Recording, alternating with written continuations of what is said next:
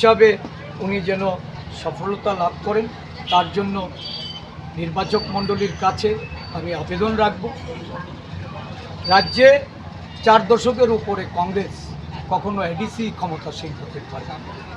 আমরা লক্ষ্য করেছি বিভিন্ন আঞ্চলিক দল বা বিভিন্ন ক্ষেত্রে জাতীয় দল এডিসি শাসন করেছে।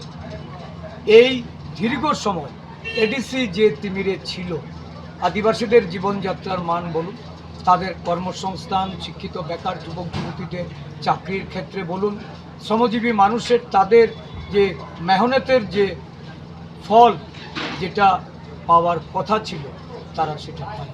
শুধু তাদেরকে নিয়ে রাজনীতি হয়েছে, তাদেরকে দিয়ে বিভিন্নভাবে প্রলোভিত করা হয়েছে, কখনো তিপ্রালেন, কখনো গ্রেটার তিপ্রালেন, আজকে আবার বিজেপি দেখলাম নতুন জিনিস নিয়ে এসছে। এরা বলছে এখন যে টেরিটোরিয়াল কাউন্সিল। দেখুন, এডিসি যে ফর্মে কংগ্রেস গঠন করেছে, Tripura tribal area autonomous district council, তার মধ্যেই সমস্ত এখানে স্বায়ত্ত শাসনের অধিকার, তাদের প্রতিনিধিত্ব করার অধিকার, তাদের অর্থনৈতিক অধিকার, সামাজিক রাজনৈতিক ঐতিহ্যগত রীতিনীতি, তাদের ভাষাগত, তাদের যে প্রতিটা আদিবাসী জনগোষ্ঠীর মানুষের এই যে 19টা সাবকাস্টের মানুষের তাদের সমস্ত অধিকার রক্ষিত আছে। আমরা শুধুমাত্র বলবো, আদিবাসীদের নিয়ে যারা রাজনৈতিক খেলায় লিপ্ত, আমরা এটা থেকে আদিবাসীদের পরিত্রাণ দিতে চাই, তাদেরকে মুক্ত করতে চাই, উন্নয়নের দিশায় তাদেরকে পরিচালিত করতে চাই। আজকে এই ফলীন্দ্রবাবুই শুধু নয়, এবারের নির্বাচনে আমাদের দল থেকে আমরা 2 জন ইঞ্জিনিয়ারকে প্রার্থী করেছি। আমরা কেমেন্দ্র রিয়াং এবং জিতেন্দ্র রিয়াং দুজনেই পেশাগতভাবে ইঞ্জিনিয়ার, তাদেরকে যেমন প্রার্থী করেছি, আমাদের একজন আইনজীবী, বরিষ্ঠ আইনজীবী কেশরাম দেববর্মাকে আমরা প্রতিনিধি করেছি। অধিকাংশ আমাদের প্রার্থীরা যুবক, শিক্ষিত যুবক, যারা সত্যিকার অর্থে তাদের শিক্ষাকে আদিবাসী উন্নয়নে বা এডিসি এলাকার উন্নয়নে যারা এই সমাজ সেবামূলক কাজের সঙ্গে যুক্ত হয়ে প্রতিনিধিত্ব করতে চায়।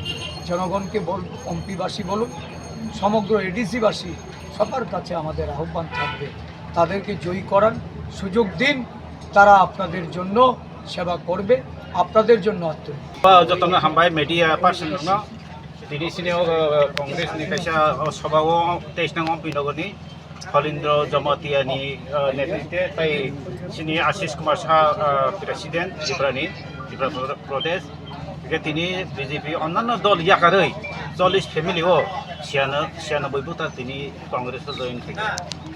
স্যার বব পার্টি রংনিफ्राय गासिनि বিজেপি পার্টি আবলা আংসিয়া কিন্তু বিজেপি नि नै তিনি বরং থাকা বিজেপি বা মথানি রক পাইগনা বরং যাকে সানিয়া এখন বরং ডাইরেক্ট সঙ্গে সামনে বিজেপি নি ইয়াকারই তিনি কংগ্রেসে জয়েন করে তিনি সাকাতা কেটে ফেলা হচ্ছে।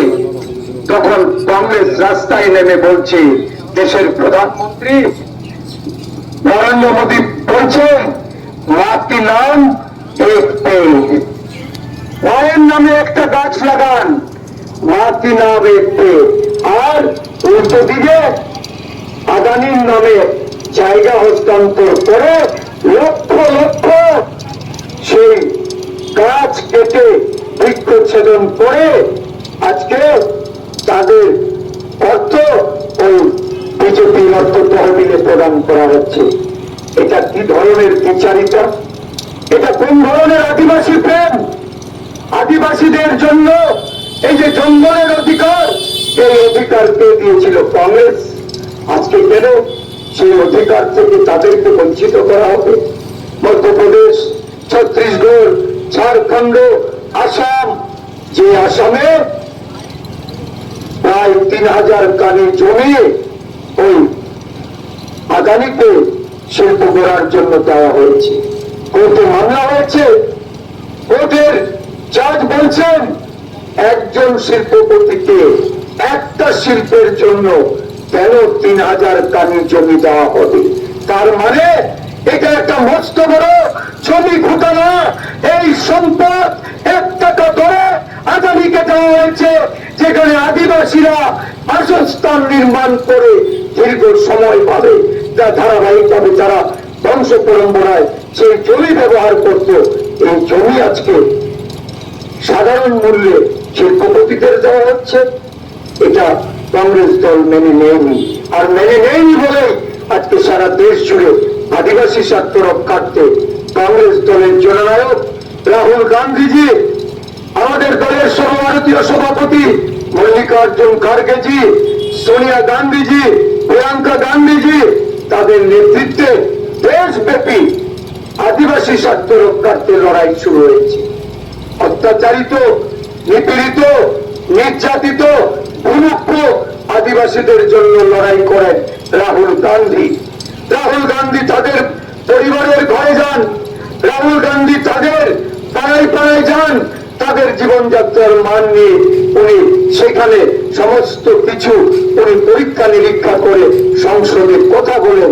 আর নরেন্দ্র মোদীজি কথা উত্তর দিতে পারবেন না বলে সংসদ থেকে পালিয়ে বেড়ান।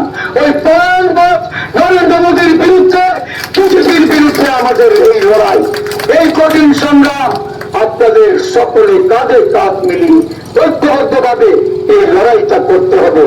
এই এডিসি কিন্তু সেটা হারার লড়াই নয়।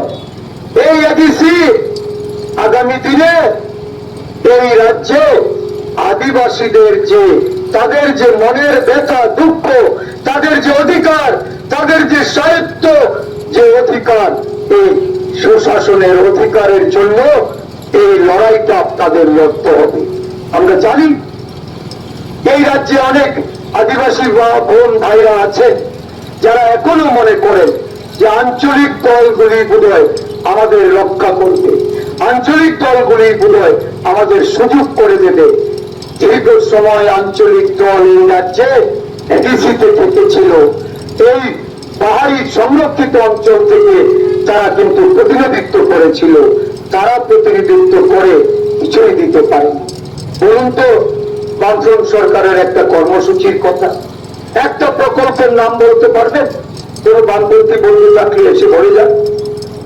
সুখময় সেনগুপ্ত এই আদিবাসীদের জমি রক্ষার জন্য তখন ওই আর এক সেখানে প্রয়োগ করেছিল। জমির জন্য আদিবাসীদের জমি খরিদ করতে গেলে ডিএম থেকে পারমিশন নিয়ে সেটা করতে হবে। এটা সুখময় বাবু চালু করে দিয়েছে।